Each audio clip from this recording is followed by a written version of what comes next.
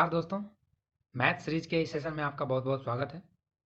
आज के हम इस सेशन में डिस्कस करेंगे, जैसा कि आप टॉपिक देख रहे हैं, प्रोबेबिलिटी। प्रोबेबिलिटी सो मैं ये चाह रहा था कि पॉलिनोमियल पढ़ाएं, क्योंकि हमने अभी अभी रियल नंबर ख़त्म किया है। बट फिर मुझे लगा पॉलिनोमियल तो उसमें क्या है, क्वाड्रेटिक इक्वेशंस के बारे में हम पढ़ेंगे, वो सब आप थोड़ा बहुत उसके बारे में पहले से जानते होंगे। लेकिन ये एक नया टॉपिक होता है एक 10th स्टैंडर्ड स्टूडेंट के लिए। सो मैंने सोचा पहले इसके बारे में डिस्कस कर दें, फिर हम आप लोग रिवीजन करते रहें, इसका क्वेश्चन का प्रैक्टिस करते रहें, ठीक है। और ये काफ़ी इंटरेस्टिंग टॉपिक होता है, क्योंकि ये आपके आम लाइफ से रिलेटेड होता है, ठीक है। आप जब भी क्वेश्चन को करो तो इसमें थोड़ा सा दिमाग लगा के करना, क्योंकि इसमें कोई ऐसा फिक्स रूल है नहीं, समझ में आया? सो देखो, चलो स्टार्ट करते हैं। तो जैसा कि हम जानते हैं कि पहले तो हम प्रोबेबिलिटी के बारे में समझेंगे। हर क्लास में हम यही करते हैं, पहले टर्म्स के बारे में समझते हैं, फिर हम आते हैं अपने कॉन्सेप्ट पे, फिर क्वेश्चन पे। तो इसमें भी देखो, प्रोबेबिलिटी जो वर्ड आया ना, ये वर्ड जो आया, ये बहुत पहले से नहीं था। ये 16th सेंचुरी में आज़ाद हुआ, जन्म हुआ। इससे पहले आप इसे ऐसे बोल सकते हैं कि प्रोबेबिलिटी को और क्या कह सकते हैं, अनिश्चितता, अनसर्टेनिटी कह सकते हैं ना। अनसर्टेनिटी मतलब इसको हम यदि बोलें कि इवन जो इनफैक्ट ह्यूमन लाइफ जो है वो फुल ऑफ अनसर्टेनिटी है। जो इंसान का एक लाइफ है वो क्या है, फुल ऑफ अनसर्टेनिटी। कोई भी काम यहाँ पे क्या है आपका, ऐसा नहीं कि ये हो ही जाएगा, ये फिक्स है, आप ये कर लोगे, ये ऐसे कर लोगे। बस इंसान क्या करता है, अपना एक रास्ता चूज करता है, उस पर मेहनत करते चलता है, ठीक है। कुछ सक्सेस पा लेते हैं, कुछ क्या मैक्सिमम यदि मेहनत करोगे तो देखो, एक्सपेरिमेंट आप करने जाते हो तो एक्सपेरिमेंट भी बहुत टाइप के होते हैं, वो मैं अभी डिस्कस करूंगा, ठीक। बट अनसर्टेनिटी है या नहीं है लाइफ में, जो है अनसर्टेनिटी है या नहीं है। किसी के अचानक देखते हो कि अचानक उसके लाइफ में चेंजमेंट आ जाता है, ठीक है। सो जो इंसान का लाइफ है वो फुल ऑफ अनसर्टेनिटी है, ठीक है। सो आप डेली लाइफ में, अपन डेली लाइफ में ये कॉमन चीज़ होता है कि अपन कुछ चीज़ बैठे बैठे गेस करते रहते हैं कि नहीं यार, आज ऐसा नहीं हो सकता, आज इंडिया हार नहीं सकता, आज क्योंकि आज ये है, आज ये प्लेयर आया है, आज इसका हार्दिक पांड्या का वापसी हुआ है, विराट कोहली है, तो अपना टीम मजबूत है, तो ऐसा। लेकिन फिर भी कभी कभी हार जाता है, समझा। तो हर चीज़ में अनसर्टनिटी है। अपन बैठे बैठे करते हैं, आज मौसम, आज तो बरसात हो गई, ठीक है, तो उसे हम बोलते हैं पूर्वानुमान। पूर्वानुमान मतलब फोरकास्टिंग। हम लोग हर बार में क्या करते हैं, हर चीज़ में फोरकास्टिंग करते हैं, पहले ही हम अनुमान लगाते हैं। और वही अनुमान क्या होता है, उसी को बोलते हैं अनसर्टेनिटी। क्या? अन अनसर्टेनिटी, ठीक है। अनसर्टेनिटी हम बोलते हैं। और यही अनसर्टेनिटी, अनिश्चितता जो होता है, वो अनिश्चितता ही क्या कहलाता है, प्रोबेबिलिटी। यही तो क्या कहलाता है, प्रोबेबिलिटी। एक सेकंड में पहले कैमरा का सेटिंग कर दूं। Now clear. तो इसे हम बोलते हैं अनसर्टेनिटी। जैसे मैं अभी आपको पढ़ा रहा हूँ, हो सकता है किसी बच्चे को एक बार में समझ में आ जाए, किसी को नहीं आए। लेकिन आप उस एक्सपेरिमेंट को बार बार आइडेंटिकल करोगे तो एक ना एक बार आपको समझ में आना ही आना है, और वो हम देखेंगे कि क्यों ऐसा क्यों होता है। जब बार बार कोई चीज़ करते हो तो क्या होता है ना, वैल्यू आपका अप्रॉक्स आते जाता है, ठीक है, क्लोज टू द रिजल्ट आते जाता है, ठीक है। सो ये तो हमने डिस्कस किया। अब देखो, प्रोबेबिलिटी में क्या हम पढ़ते हैं, प्रोबेबिलिटी में जो हम पढ़ते हैं कि जो अनसर्टेनिटी होता है ना, जो डिग्री ऑफ सर्टेनिटी और अनसर्टेनिटी है, जिसको हम बोलते हैं degree, DEGR degree of certainty, degree of certainty और uncertainty. So degree of certainty uncertainty जो है, ये कहाँ से कहाँ तक लाई करता है, जीरो से 1 के बीच में। 0 से 1 के बीच में लाई करेगा ना। इसका देखो, आप जब हायर क्लास जाओगे तो इसका प्रूफ भी आप पढ़ सकते हो, क्योंकि अभी आपको सेट थ्योरी नहीं आता है, इसलिए हम प्रूफ इसका बताएंगे नहीं, क्योंकि इसका 0 से 1 के बीच में ही क्यों प्रोबेबिलिटी लाई करता है। क्या हो सकता है, या तो किसी का संख्या, यदि कोई काम करने जा रहा हो, नहीं हुआ तो उसका क्या हो गया, 0 हो गया। हो गया तो 100% हुआ, समझे। लेकिन हम ऐसा थोड़ी ना कर सकते हैं कि यार आज तो 1000% हमारा मतलब जीतने का चांस है। हम क्या बोलते हैं, या तो आज इंडिया नहीं जीतेगा या जीत जाएगा। नहीं जीतना मतलब चांस 0% है, जीत जाना मतलब 100% है। उसी को हम नंबर में क्या बोलते हैं, 0 और 1, समझ में आया? सो प्रोबेबिलिटी के बारे में आपने समझा, डिग्री ऑफ सर्टेनिटी, अनसर्टेनिटी, ये सब हम बोलते हैं डिग्री ऑफ सर्टेनिटी। या आप बोलते हैं कि आज बारिश बरसात होने के चांस इतना है, ऐसा थोड़ी ना बोलेंगे कि आज बरसात होने का चांस 1.5% है, सॉरी 150% है। या 1.5 है, ऐसा नहीं बोलेंगे। ठीक है, सो हम ये बोलते हैं आज बरसात होने का चांस 50% है, 60% है।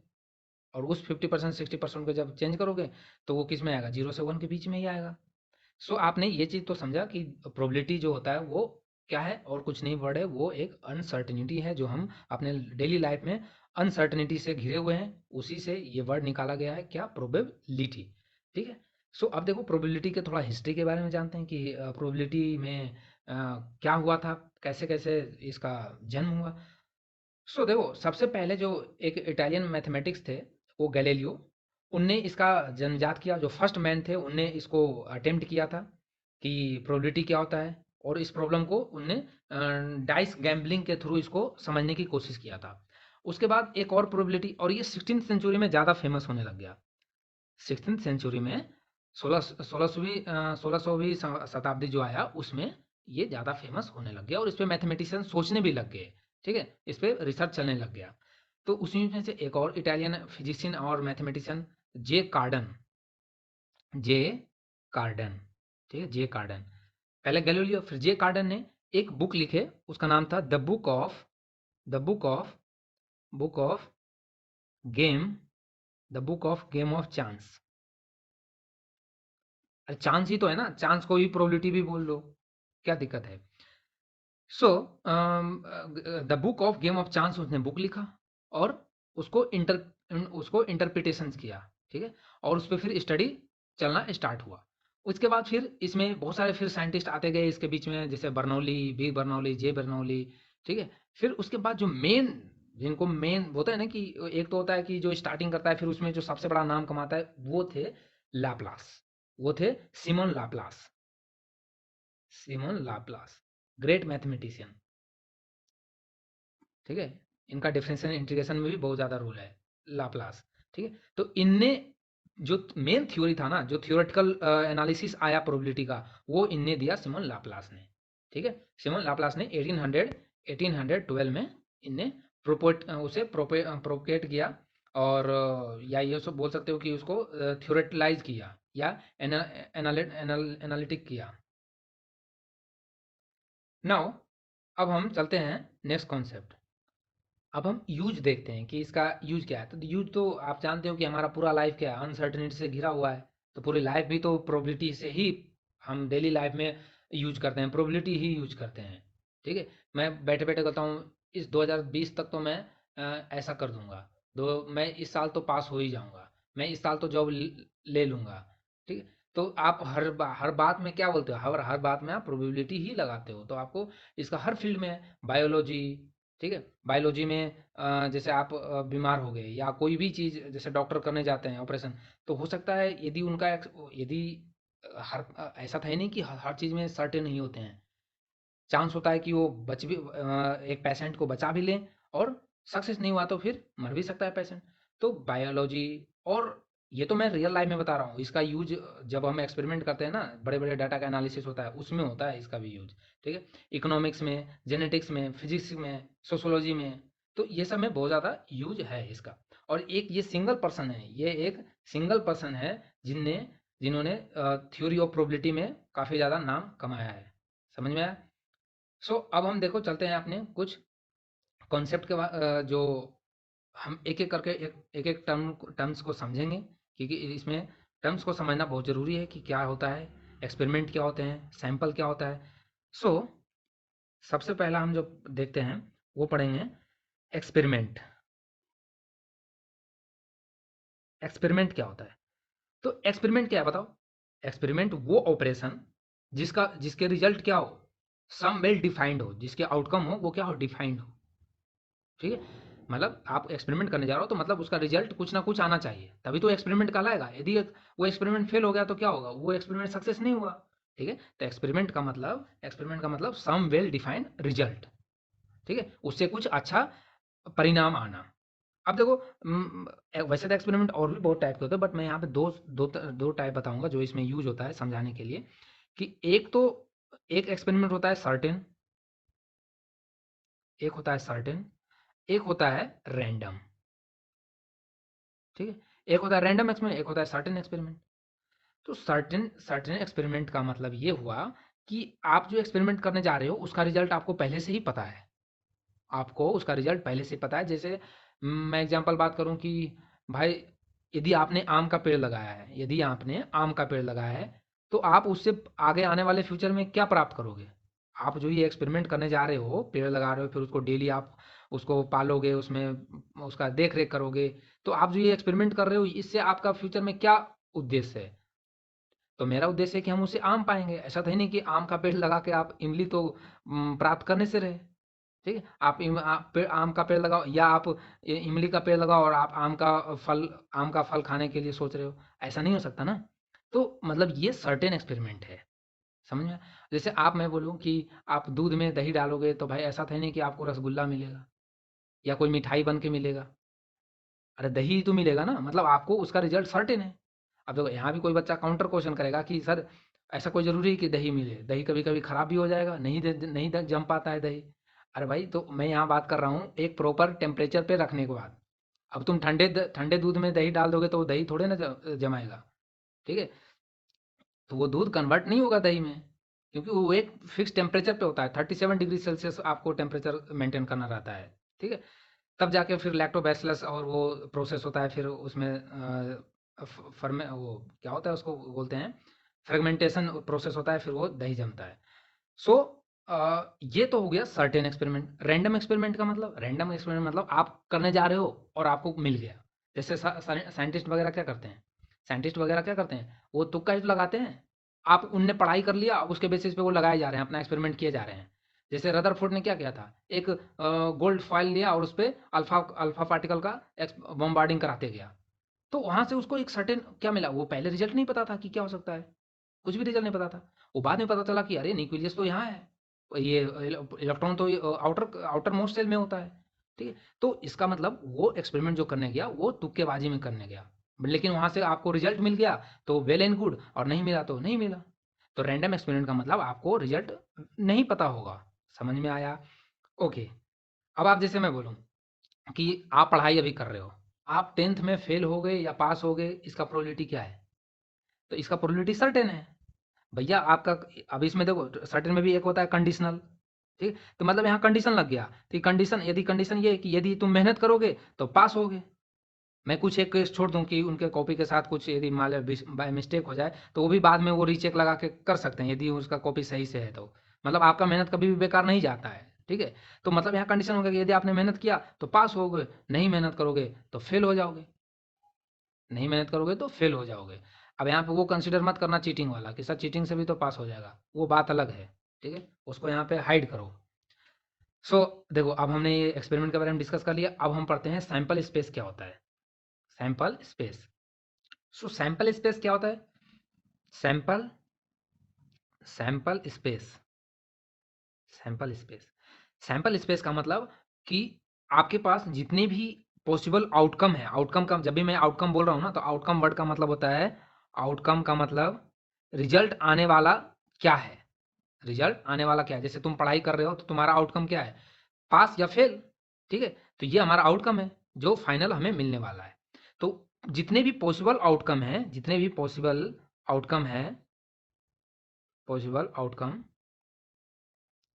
पॉसिबल आउटकम वो किस में आता है? सैंपल में। मतलब सेट ऑफ पॉसिबल आउटकम, ऐसे बोलो, सेट ऑफ पॉसिबल आउटकम। जैसे मैं एक डाइस है, ये डाइस है, तो मैंने बना दिया, ये डाइस है, ये मार्क किया हुआ है 1, इधर 2 3, आपने देखा ही होगा। सो इसको मैं यदि एक बार के लिए इसको थ्रो करूं, फेंकूं, तो हमें क्या क्या मिल सकता है?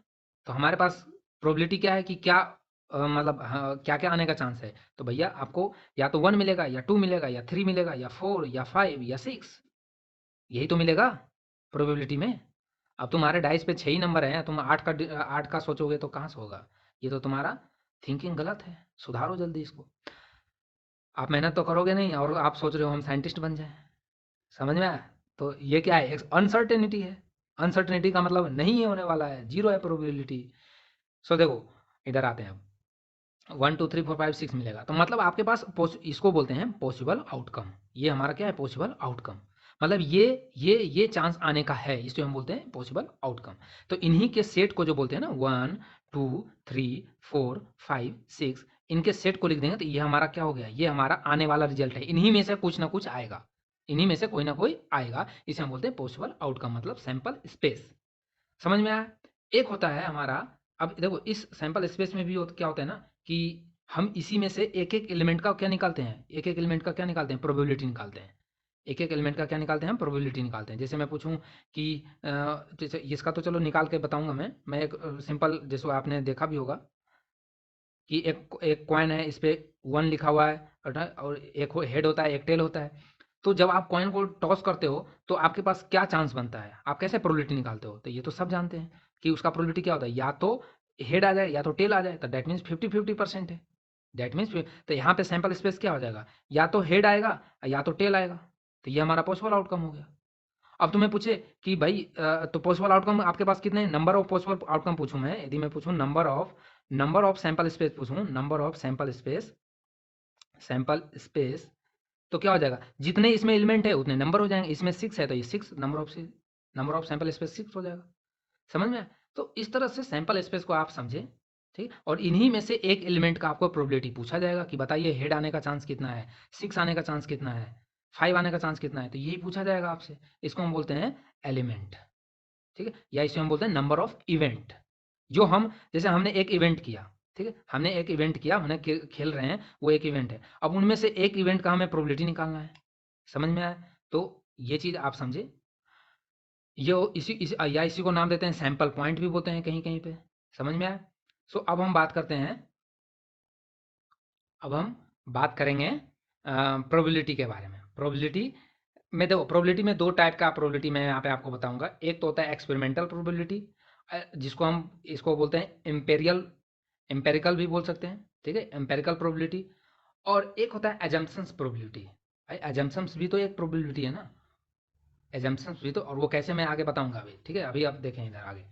तो यदि मैं आपसे बोलूं कि भैया आप एक बात बताओ कि यदि कोई एक्सपेरिमेंट है, जैसे मैं हेड और टेल की ही बात करूं। सो हेड और टेल के केस में क्या होता है, यदि मैं 1000 बार टॉस करूं, 1000 टाइम्स टॉस करूं, तो 1000 टाइम टॉस करोगे तो आपको रफली क्या मिलेगा कि या तो आपको 455 हेड मिल जाएगा, या आपको यदि 455 हेड मिल जाएगा तो 545 आपको क्या मिलेगा, टेल मिलेगा। समझ में? तो जब आप इसको डिवाइड प्रोबेबिलिटी निकालोगे इसका, तो प्रोबेबिलिटी क्या है आपके पास सैंपल स्पेस कितना है, यही तो है हमारा सैंपल स्पेस। आप कितने बार इवेंट को अकर करा रहे हो, तो 1000 बार, तो हमारा 1000 बार मतलब सैंपल स्पेस। अब प्रोबेबिलिटी क्या होता है, number of event divide by, मैं यहाँ पे बता ही देता हूँ एक फॉर्मूला, उसके बाद फिर ज़्यादा समझ में आएगा। देखो अभी हमने बताया था ना, प्रोबेबिलिटी ऐसे पढ़ते हैं, इसको ऐसे डिनोट करते हैं। आपको यदि इसमें से पूछा जाए ना, यदि इसमें से पूछा जाए कि बताइए 6 आने का चांस कितना है, तो आपके पास नंबर ऑफ इवेंट, तो मतलब इवेंट तो हो जाएगा आपका 6, ठीक है, इवेंट हो जाएगा 6, लेकिन नंबर में कितना हो जाएगा, पूछेगा कि नंबर ऑफ इवेंट, तो इसको हम बोलेंगे, नंबर ऑफ इवेंट को बोलेंगे 1। आपके पास नंबर कितना है, एक है, एक ही का तो पूछा है, ठीक है। सो यहाँ पे हम इसे पढ़ते हैं, ऐसे लिखते हैं, ई का मतलब इवेंट, प्रोबेबिलिटी ऑफ इवेंट, मतलब आप जो इवेंट का प्रोबेबिलिटी निकालने जा रहे हो, ये ऐसे पढ़ते हैं। और इसका फॉर्मूला होता है number of number of number of event number of event number of event divide by number of या तो बोल दो टोटल आउटकम, या तो सैंपल स्पेस। सैंपल स्पेस में ही टोटल आ जाता है, सैंपल सैंपल स्पेस। समझ में आया? Number of sample space. Okay. So यहाँ से आप इसको आपके एनसीईआरटी में ऐसे भी डेफिनेशन मिल सकता है कि number of trial in which event occur happened, मतलब आप नंबर ऑफ ट्रायल करने जा रहे हो, आपका ट्रायल क्या है, 6 का प्रोबेबिलिटी निकालना, तो आपके पास नंबर ऑफ ट्रायल ये है। तो आपको इस तरह से भी लिखा मिल सकता है कि नंबर ऑफ ट्रायल, TRIALS, ठीक है, number of trials and total number of trial, ऐसे भी लिखा मिल सकता है, कोई दिक्कत। अब देखो ट्रायल क्या होता है, ट्रायल का मतलब ध्यान रखना, ट्रायल का मतलब ये होता है कि एक ही एक्सपेरिमेंट को आप बार बार करना, ये होता है ट्रायल।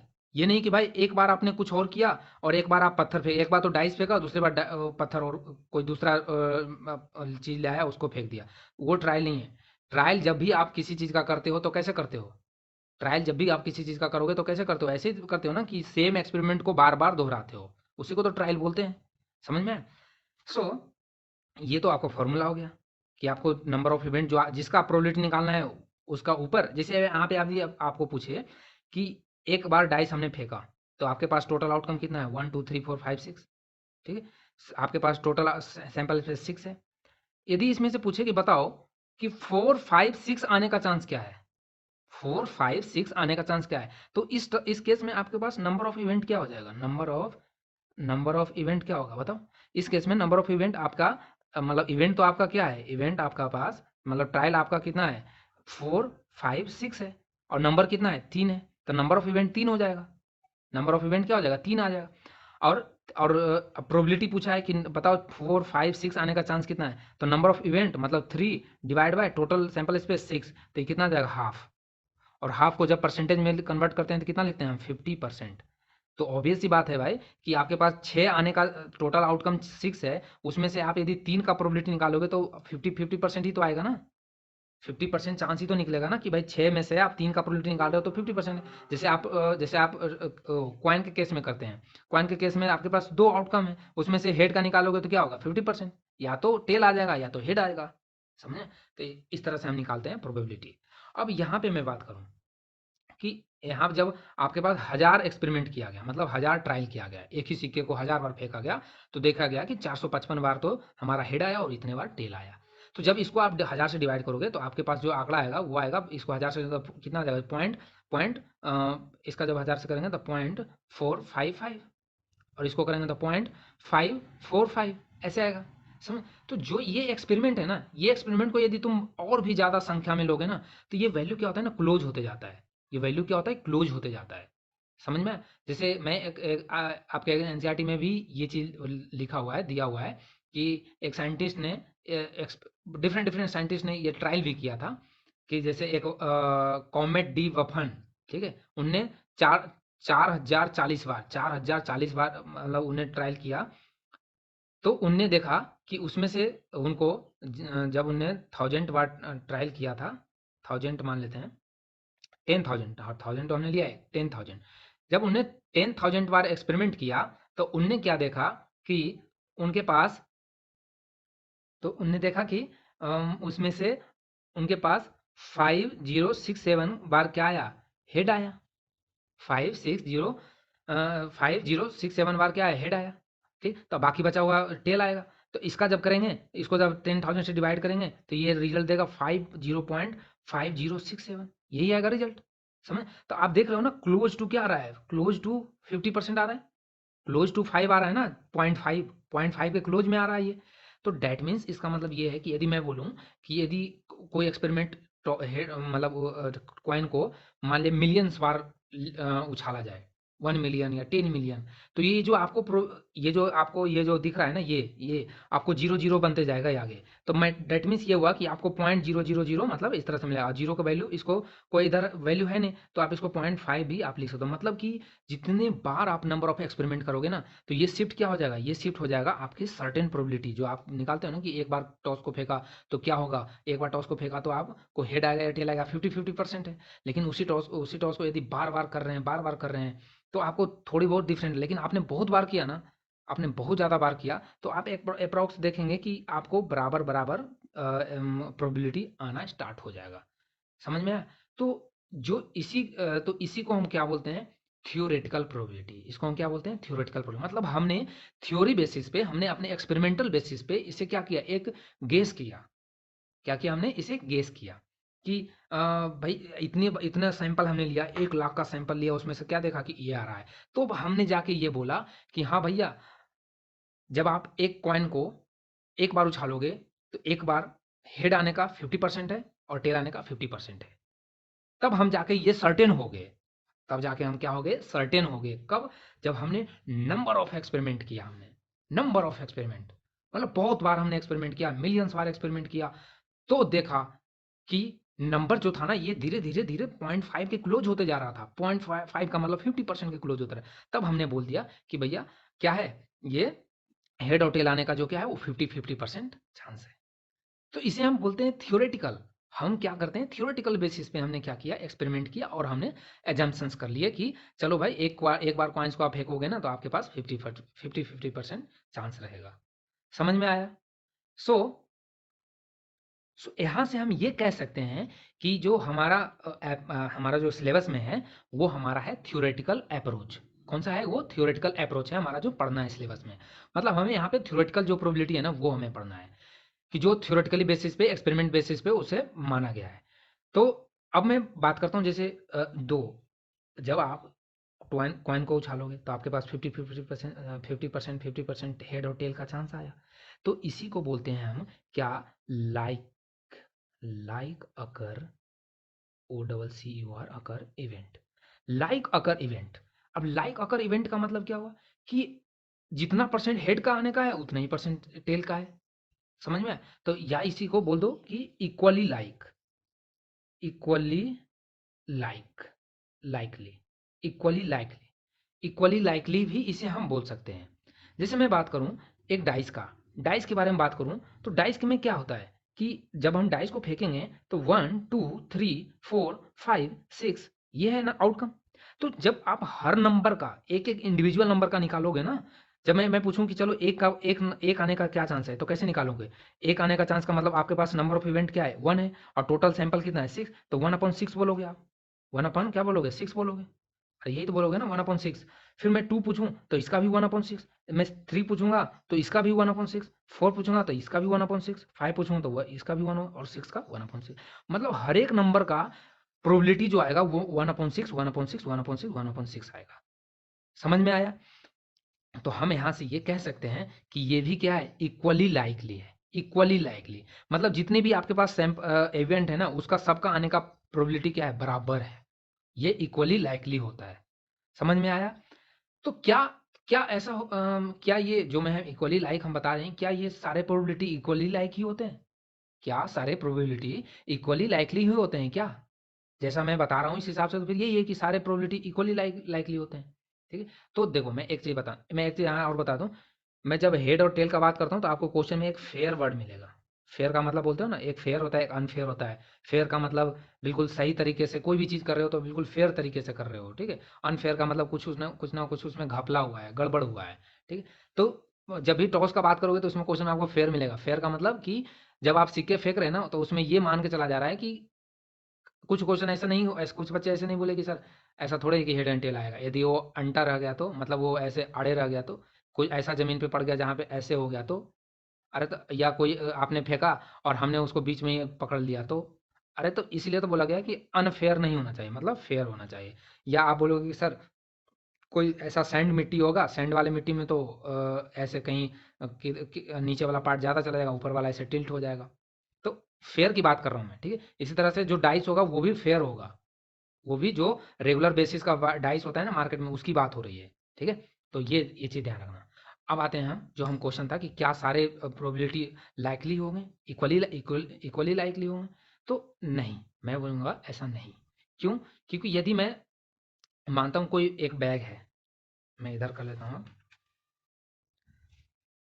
मैंने बैग माना ये, इस बैग में आपको इस बैग में मान लेते हैं कि 5 आपके पास रेड बॉल है, ठीक है। 5 आपके पास रेड बॉल है और आपके पास 2 ब्लू बॉल है, 2 ब्लू बॉल है। तो क्या आपके पास अब क्या चांस है बताओ? क्या रेड और ब्लू का इक्वली लाइकली चांस है आने का? क्या ऐसा हो सकता है? क्या ऐसा पॉसिबल है? तो हम बोलेंगे कि नहीं, ऐसा नहीं है। मतलब यहाँ से हमें एक चीज़ तो क्लियर हुआ कि भैया जितने भी एक्सपेरिमेंट हैं does not necessary have a equally likely outcome. ऐसा कोई ज़रूरी नहीं कि सारे के सारे एक्सपेरिमेंट आपको इक्वली लाइकली आउटकम ही दे। समझ में आया? जबकि यहाँ पे हमारा जो हमने जो ड्रॉन कर रहे हैं ना, ड्रॉन जो हम वहाँ से हम एक-एक बॉल ही तो दोनों का निकालना चाह रहे हैं ना। हम एक-एक बॉल, एक तो हम रेड निकालना चाह रहे हैं, एक ब्लू निकालना चाह रहे हैं। तो जबकि हम जो हमारा जो इवेंट का प्रोबेबिलिटी है वो तो सेम है कि हम एक निकालना चाह रहे हैं, एक इसका निकालना चाह रहे हैं। लेकिन फिर भी जो आने का प्रोबेबिलिटी है, जो हमारा आउटकम आने का प्रोबेबिलिटी है, वो तो सेम नहीं होगा। क्यों? क्योंकि नंबर ऑफ बॉल्स क्या है, ब्लू का 2 ही है और रेड ज़्यादा है, 5 है। तो इसका मतलब इसकी चांस क्या होगा, ज़्यादा हो जाएगा। इसकी चांस हाथ में एक आने का हो सकता है कि एक बार में दोनों सिर्फ रेड रेड ही आ जाए। तो यहाँ पे इक्वली नहीं है ना कि भाई जितना ब्लू आने का चांस है उतना ही रेड आने का, नहीं, ऐसा नहीं है। तो हम यहाँ से कह सकते हैं कि it is not necessary to all experiment do have equally likely outcome. समझ में आया? सो हाउएवर यहाँ पे हम ये कह सकते हैं कि इस चैप्टर में हम एजम्पशंस करेंगे, हम एजम्पशंस मान के चलेंगे कि हमारा जो ऑल एक्सपेरिमेंट है हैव इक्वली लाइकली आउटकम, क्योंकि हमारा सिलेबस में यही है। हम अभी अनलाइकली पे नहीं जाएंगे। समझ में? ये आप हायर क्लास में 12th में पढ़ोगे प्रोबेबिलिटी में, जहाँ पे आपको नंबर ऑफ सैंपल स्पेस या नंबर ऑफ ये जो इवेंट मिलेंगे वो डिफरेंट मिलेंगे। यहाँ पे हम आउटकम को क्या मानते हैं? इक्वली लाइकली मानते हैं। सो हमने आपको फॉर्मूले पढ़ा दिए। अब हाँ, एक बात और मैं यहाँ पे अभी एक तो भूल गया, एजम्पशंस एक्सपेरिमेंट जो सॉरी एजम्पशंस प्रोबेबिलिटी। तो अब ये एजम्पशंस प्रोबेबिलिटी क्या है? तो ये तो देखो, ये जो हमने पढ़ाया ना अभी तुम्हें, जो फॉर्मूले हमने बताया, ये तो होता है, इसको हम बोलते हैं एम्पेरिकल प्रोबेबिलिटी या थ्योरेटिकल प्रोबेबिलिटी बोल लो, या इसी को क्लासिकल प्रोबेबिलिटी, थ्योरेटिकल प्रोबेबिलिटी को हम क्या बोलते हैं? Classical probability. समझ में आया? सो सॉरी, मैं पानी पी लूँ थोड़ा। सो एक क्वेश्चन यहाँ पे है कि क्या जो जितने भी हम प्रोबेबिलिटी फाइंड आउट करके हमने बताया है, क्या वो सिर्फ नंबर ऑफ एक्सपेरिमेंट बेसिस पे ही हो सकता है? क्या ऐसा पॉसिबल है हर हर जगह? मैं यदि बात करूँ मौसम विभाग का, यदि मैं मानसून का बात करूँ, या अपने जो समर है या कुछ भी है जो बरसात होने का चांस है, ये जो हमारा अपना वेदर वाले जो डिपार्टमेंट है वो बताते हैं, वो किस बेसिस पे बताते हैं? वो तो नंबर ऑफ एक्सपेरिमेंट के हिसाब से बताते हैं, वो पिछले आंकड़े के हिसाब से बताते हैं कि हाँ भाई आज बरसात होगी, इतने दिन के बाद इतने दिन गर्मी पड़ेगी, आज का टेम्परेचर इतना होगा। तो वो तो क्या करते हैं? वो अपने एक्सपेरिमेंट के हिसाब से फिर वो प्रिडिक्शन करते हैं अपना। लेकिन क्या ये सब जगह संभव है कि हर बार एक्सपेरिमेंट करो तभी आपके पास प्रोबेबिलिटी का पता चलेगा? कि बार-बार एक्सपेरिमेंट करो, जो रिजल्ट आ रहा है, जो रिजल्ट बार-बार क्लोज में आ रहा है, तो वो आपका प्रोबेबिलिटी बन जाएगा। तो मैं कुछ एग्जांपल बताता हूँ। क्या आप जैसे सैटेलाइट होता है, जैसे अपना इसरो है, जैसे अपना Indian space space research organisation जो है, वहाँ से यदि आपको सैटेलाइट छोड़ना है, मतलब वहाँ से यदि कोई सैटेलाइट छोड़ना है, तो क्या ये पॉसिबल है कि एक सैटेलाइट छोड़ने से पहले भाई 100 सैटेलाइट छोड़ के देखो? देखो कि पहले सक्सेस होता है या नहीं, क्या प्रोबेबिलिटी है कि वो पहुंच जाता है स्पेस में? ऐसा है क्या? ऐसा हो सकता है कि पता है ना कि एक सैटेलाइट को छोड़ने में कितना एक्सपेंसिव होता है, कितना ज़्यादा कॉस्टली पड़ता है। तो this experiment is not feasible, this experiment is not feasible या अनफिजिबल इसको बोल सकते हैं। तो मेनी सिचुएशन, बहुत सारे सिचुएशन है जहाँ पे एक्सपेरिमेंट अनफिजिबल हो जाते हैं, जहाँ पे हम एक्सपेरिमेंट नहीं कर सकते हैं। ठीक है, जैसे मैं बोलूँ कि यदि आप बिल्डिंग बना रहे हो, ठीक है, आप घर बना रहे हो, तो आप घर बनाने से पहले क्या अर्थ क्यूब ला के दिखाओगे कि देखते हैं कि क्या भाई और ये घर जब हम कितने बिल्डिंग का बनाएं ताकि ये अर्थ क्यूब को ये झेल ले, कितना भी हाई हाई हाई इंटेंसिटी का अर्थ क्यूब का है वो टूटे नहीं। तो ऐसा तो नहीं है ना कि घर बनाने से पहले जो बिल्डिंग बनाएंगे या अपार्टमेंट बनाएंगे उससे पहले हम वहाँ पे अर्थ क्यूब लाते हैं। ठीक है, तो ये ऐसा पॉसिबल नहीं है। तो हम यहाँ पे क्या वर्ड आता है? यहाँ पे हम बोलते हैं assumptions. In these all experiments based on the certain assumptions, prepared a make of certain assumptions। ठीक है, यहाँ पे certain assumptions है। यहाँ पे हम क्या करते हैं? रिपीटेशन ऑफ द एक्सपेरिमेंट को हम अवॉइड करते हैं, रिपीटेशन ऑफ द एक्सपेरिमेंट को हम यहाँ पे अवॉइड करते हैं। और एजम्पशन से ही हम क्या करते हैं? अरे एजम्पशंस भी तो एक तरह से वही है ना। आपने कुछ चीज़ का एजम्पशंस किया, हो सकता है वो गलत हो जाए। यदि वो एजम्पशन सही हो जाता है तो क्या होता है? वो प्रोबेबिलिटी कंफर्म हो जाता है कि हाँ 100% प्रोबेबिलिटी है। तो एजम्पशंस भी तो एक प्रोबेबिलिटी है। अब ऐसा है नहीं कि सारे के सारे सैटेलाइट सक्सेस ही हो जाते हैं, लेकिन वो अपने एजम्पशंस के हिसाब से, वो थ्योरेटिकल बेसिस पे, अपने थ्योरी के हिसाब से जितना वो साइंटिस्ट पढ़ते हैं, ठीक है, पिछले जो पहले का जो आंकड़ा दिया होता है, जो पहले का डाटा होता है, उसके हिसाब से फिर वो क्या करते हैं? उसके हिसाब से फिर उसको तैयार करते हैं सैटेलाइट को और भेजते हैं। इसी तरह से बिल्डिंग में भी ऐसा ही होता है। समझे? तो हर जगह पे आपने इतना तो सीखा कि हर जगह आपको नंबर ऑफ एक्सपेरिमेंट से ही आपके पास प्रोबेबिलिटी आए ऐसा कोई ज़रूरी नहीं है। हमारे पास एजम्पशंस भी होता है और इसी को तो हम बोलते हैं थ्योरेटिकल या क्लासिकल प्रोबेबिलिटी। समझ में आया? सो देखो, इसका भी फॉर्मूले तो वही होगा, नंबर ऑफ आउटकम और divide by number of all possible outcome, वो एक्सपेरिमेंटल प्रोबेबिलिटी हो या थ्योरेटिकल प्रोबेबिलिटी हो। ओके, सो आई थिंक हमने सारे डिस्कशन कर लिए। अब हम आते हैं डायरेक्ट अपने क्वेश्चंस पे। ठीक है, क्वेश्चन करें, कुछ कुछ क्वेश्चन करेंगे तभी तो अपने कॉन्सेप्ट क्लियर होगा ना। सो देखो, हम सबसे पहले हम एक सिंपल क्वेश्चन से स्टार्ट करते हैं, फिर हम धीरे धीरे थोड़ा टफ लेवल का करेंगे। ठीक है, सबसे सिंपल क्वेश्चन मैं एनसीईआरटी से ही लेता हूँ, मैं लिख नहीं रहा हूँ, मैं बता दे रहा हूँ, क्योंकि आप किताब तो सबके पास है, जो भी प्रिपरेशन कर रहे हैं विदाउट किताब तो होंगे नहीं, तो आपको किताब में क्वेश्चन तो मिल ही जाएगा, आप यहाँ समझो सिर्फ। ठीक है, एक बैग है, ठीक है, बैग में एक रेड बॉल है, एक येलो बॉल है, ठीक है, और एक आपके पास ब्लू बॉल मान लेते हैं, ठीक है, वन ब्लू बॉल, समझ में। अब कोई आपके घर में बच्चा है और वो गया और यहाँ से ड्रॉन आउट किया, इसको निकालने की कोशिश किया, तो क्या प्रोबेबिलिटी है कि वो उसके हाथ पीला वाला जो बॉल है वो पड़े। फर्स्ट प्रोबेबिलिटी निकालो येलो का। सेकंड क्या प्रोबेबिलिटी है कि उसके हाथ में ब्लू पकड़ में आ जाए। ठीक है, थर्ड प्रोबेबिलिटी क्या है कि नेक्स्ट कौन बचा, रेड, रेड आ जाए। क्या प्रोबेबिलिटी है, कैसे निकालोगे बताओ। तो हमने फॉर्मूला पढ़ा है कि प्रोबेबिलिटी ऑफ इवेंट जो होता है वो होता है, ऐसे शॉर्ट फॉर्म में लिखते हैं, नंबर ऑफ इवेंट, ऐसे नंबर ऑफ इवेंट इसको लिखते हैं, और divide by number of sample space ऐसे लिख देते हैं, समझ में। तो हमारा सैंपल स्पेस, पहले तो ये बताओ कि सैंपल स्पेस क्या है आपके पास। टोटल पॉसिबल आउटकम कितना है भाई, पॉसिबल आउटकम तो यही है, या तो रेड पकड़ में आ जाए, या तो येलो पकड़ में आ जाए, या तो ब्लू पकड़ में आ जाए, यही आएगा तीनों में से। ऐसा था ही नहीं कि यहाँ पे और कोई दूसरा कलर का बॉल आ जाएगा, ठीक है, ब्राउन कलर का, जब है ही नहीं तो फिर कहाँ से आएगा। तो हमारा पॉसिबल आउटकम 3 है। हमारा पॉसिबल आउटकम क्या है, number of sample space equal to 3, समझ में।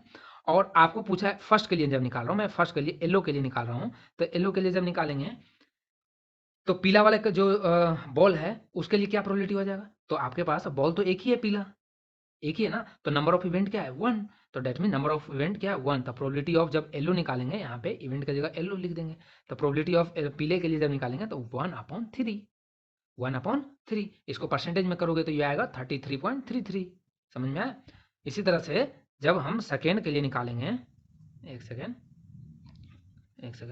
जब हम सेकेंड के लिए निकालेंगे तो हम कैसे कैसे लिखेंगे इसे, रेड के लिए तो लिखेंगे प्रोबेबिलिटी ऑफ रेड बॉल के लिए, रेड बॉल भी एक ही है, तो नंबर ऑफ इवेंट और टोटल उसमें बॉल कितने हैं, 3, तो ये प्रोबेबिलिटी है। थर्ड के लिए जब निकालेंगे तो ब्लू है, ब्लू को हम P of probability of blue तो 1/3, समझ में। सो सबका प्रोबेबिलिटी क्या आया यहाँ पे, 1/3, 1/3, 1, मतलब ये कैसा है, इक्वली लाइकली प्रोबेबिलिटी है, समझ में आया। तो यहाँ से एक चीज़ हमने क्या नोटिस किया, हमने एक चीज़ नोटिस किया भैया कि जो भी इवेंट है, जो आउटकम एक्सपेरिमेंटल करते हैं, इसको तो हम बोलते हैं एलिमेंट्री इवेंट। जो जो एक एक करके निकालते हैं ना, उसको हम पहले बता रखा है एलिमेंट्री इवेंट बोलते हैं। तो यदि मैं ये सारे एलिमेंट्री इवेंट का प्रोबेबिलिटी को ऐड कर देना, तो वो हमेशा 1 देता है, वो हमेशा क्या देगा, 1। देखो, जब मैं यहाँ पे ऐड कर दूं, जैसे मैं लिखूं probability of Y plus probability of red plus probability of blue, समझ में, प्रोबेबिलिटी ऑफ ब्लू, मैं इन दोनों को जोड़ो तो ये कितना आ जाएगा, 1/3 प्लस 1/3 प्लस 1/3, और 1/3 मतलब 3 common, 3 LCM, and 1 plus 1 plus 1, sorry 3 बार 1 लिखा गया, सॉरी 1 प्लस 1 डिवाइड बाई 3, ठीक है, तो 3 डिवाइड बाई 3 मतलब 1, ठीक है, तो 1 आ गया। अब 1 आ गया तो इसमें हम क्या करेंगे बताओ, 1 आ गया, इसका मतलब हम कह सकते हैं कि जब हम तीनों का प्रोबेबिलिटी का सम अप करेंगे ना, तो हमें क्या मिलेगा भैया, पॉसिबिलिटी क्या होगा, प्रोबेबिलिटी 100% हो जाएगा। कि भैया आप जब तीनों को मिला दिए, इसका मतलब तीनों का जब सम अप किए, तो इसका मतलब ये कर दिया कि कोई ना कोई तो इसमें से एक आना ही आना है, तो मतलब 100% प्रोबेबिलिटी है। सम अप करने का मतलब ये हुआ ना कि भाई हम तीनों का प्रोबेबिलिटी निकालने लग गए, तीनों का प्रोबेबिलिटी निकालने लगे कि बताओ कि क्या तीनों का प्रोबेबिलिटी निकाले कि क्या इसमें से हम इन तीनों का सम अप जब किए, कि जब हम तीनों को सम अप करके निकालेंगे कि तीनों का एक ही साथ प्रोबेबिलिटी निकाल रहे हैं, तो भैया तीनों में से कोई ना एक तो आएगा ही, ये तो फिक्स है, चांस 100% है, ठीक है। तो इसीलिए ये क्या आया, ये वैल्यू 1 आया, 100% आया, समझ में आया।